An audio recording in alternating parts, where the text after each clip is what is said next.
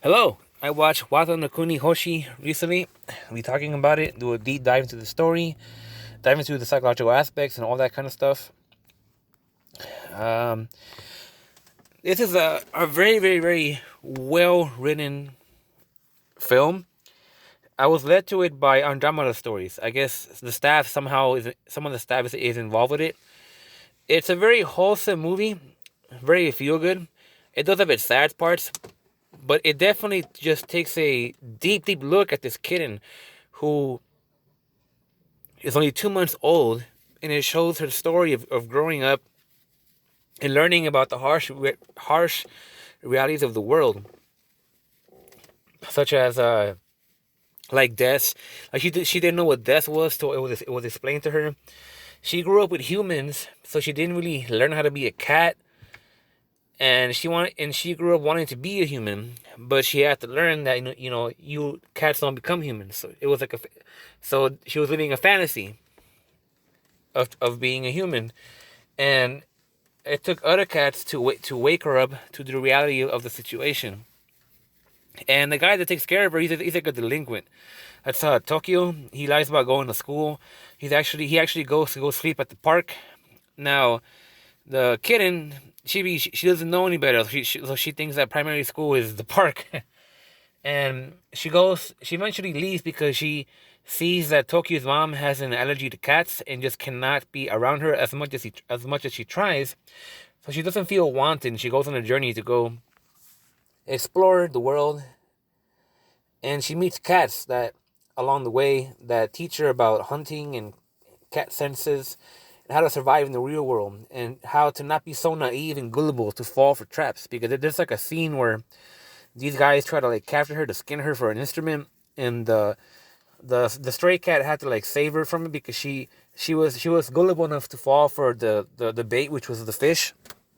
And so she learns the harsh reality that she cannot become a human because that's what she wanted to do because she likes Tokyo, but because she got jealous over the woman that he met at a bookstore, and she decides to go traveling with the silver cat with the green eyes, but he wasn't there when she went to go look for him towards the end of the movie. And he told her in a dream that he did that on purpose because he wanted her to go live life without him and learn about it on her own. And so he was there at the end, but she ends up just sitting there waiting for him. And Tokyo's mom goes looking for her and finds her, and finally overcomes her fear of cats by petting her, and they take her back in home. And so the movie ends where she's just back at home and comfortable and all that. But it does bring up some very, very interesting themes because this kitten, she loves life. She has respect for all life. And when she is taught that she needs to hunt and kill things for food, she doesn't know whether or not she can accept that because she sees her friend stray cat hunt and kill a bird. And she realizes, oh, all food used to be living. And she doesn't think that it's fair. So she's like petting the dead bird. She's like petting a piece of bread, like petting a sandwich, petting snacks. Because she feels bad that, these things have to die. But that's really how nature works. That's how the world works. If you need to survive, you gotta eat. You gotta eat. You gotta kill. And she had a very hard time accepting that reality. So overall, it was an amazing film. It was very great. But I do want to do a deep dive. I did take some notes, so we'll go through this. So in the beginning of the film, she got abandoned. They never explored who were her previous owners. Besides that they were, I think, dodging debts. But it's obvious that they were trying to treat her like a human because either that or she was just very spoiled. And so with these previous owners, she didn't really learn anything about being a cat. She thought that when she would grow up, she'd become a human, which is why when Tokyo meets a girl that he likes, she gets very jealous, but she can do anything about it, nothing at all. But there are two girls that find her in the beginning, but they feel they're unable to take care of her because of where they live. I think they say they live in an apartment, and they say, "Oh, well, somebody else will do it." Now that's very interesting because people have this thing where, like, if someone's in trouble, if somebody is being put in a bad situation, a lot of people think, oh, I don't gotta do anything because somebody else will. And we've seen how that's caused a lot of bad things to be enabled. There's an infamous story about a girl who was being stabbed to death by a man in the middle of a complex. And everybody who was there, nobody decided to help her because everybody thought that somebody else would do it. So nobody called the cops, nobody helped her, and she was stabbed to death. Because people have this really, really bad habit of saying, I don't need to do anything because somebody else will do it for me.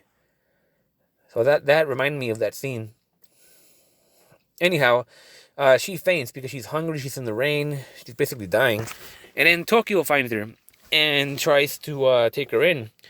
And the mom is allergic to cats, but she decides to keep the cat because she feels it'll help her son Tokyo because she feels that he's like suicidal or like a potential criminal or a delinquent. And so she struggles with the cats because she's very antsy and anxious. She's a very nervous person. Like, throughout the film, she tries to get along with the cat. She always faints or freezes or freaks out, and the husband has to like take care of her and all this and that. There's also a cat collector who has an obsession with cats and collecting beautiful rare cats and giving them luxurious lifestyles. Now I find it hilarious that this guy told Tokyo that he's looking for a silver cat, and he wants to give him expensive furniture and sprinkle gold dust on his litter box. And I just found that hilarious. There's people that take their cat obsessions that far. And this is 1984, I think, or maybe 86. But it's an 80s film. And so eventually Tokyo takes Chibi to school. And like I said, like, he doesn't go to school, he ditches, but he lies to his parents. He actually just goes and goofs off at a park. And that's when he meets the girl that I talked about earlier, which makes the kitten jealous. But as much as she tries, she cannot be a human. She has to deal with the fact that she can't be with Tokyo. She can never be with Tokyo. And so this kitten, she goes as far as to climbing a tree at night and begging to the moon to turn into a human. And obviously it doesn't work. And the silver cat that the cat maniac's looking for confronts her about it and tells her that a cat could never be a human. And she doesn't believe him. She's in denial at first. And then the silver cat is with her at the bamboo area where he tells her he hangs out at. And she shows him the corpse of an old rotting cat.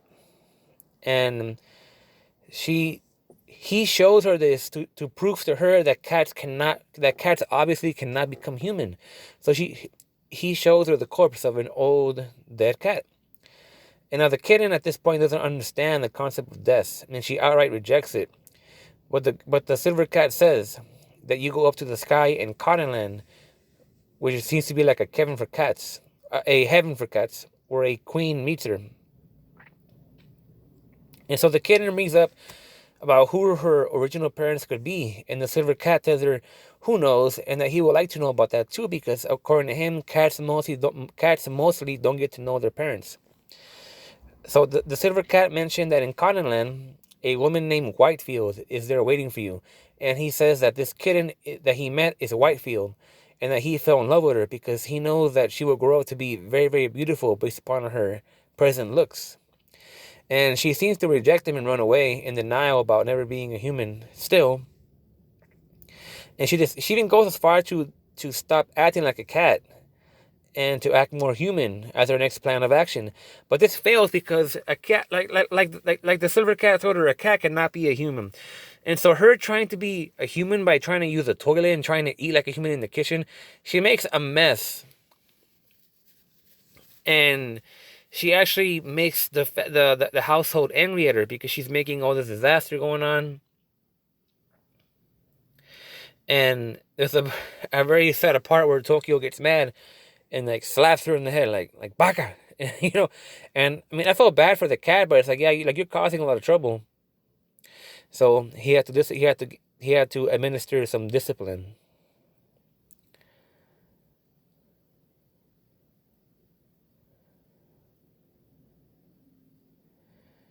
And so, like I was saying earlier, she realizes that she cannot be there because the mom can't really be around her because of the allergy and I don't know if the kid understands that, but she leaves and she goes to the bamboo area to look for the cat, Raphael, I think that was his name.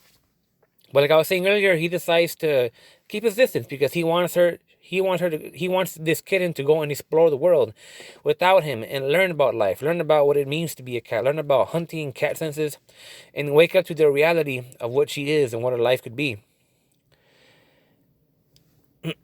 And she ends up trying to still be a human, and she tries to buy fish from a shop seller, and she gets slapped every time because she's a cat.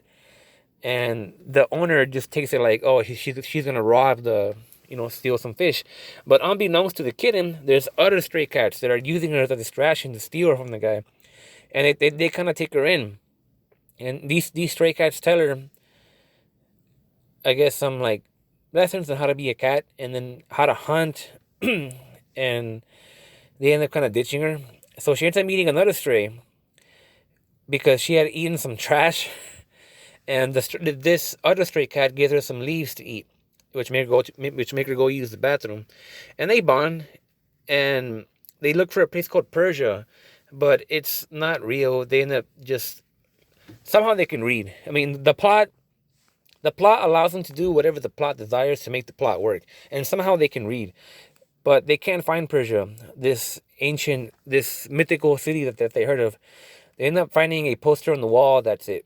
And they realize that it's not real. They were chasing false hopes, a false reality. And the bird scene happens that I told you guys about. And then they part ways. And then the kitten ends up going back to the Raphael. That's the scene I was telling you earlier about how the mom overcomes her fear of cats. They take her in. Tokyo does eventually get together with the girl, and they bond. I guess they become girlfriend and boyfriend. How it's implied at the end, where she's like feeding him a drink. And in the end, the kitten says that. Well, in the end, she says that her thoughts are always changing. That's the kitten.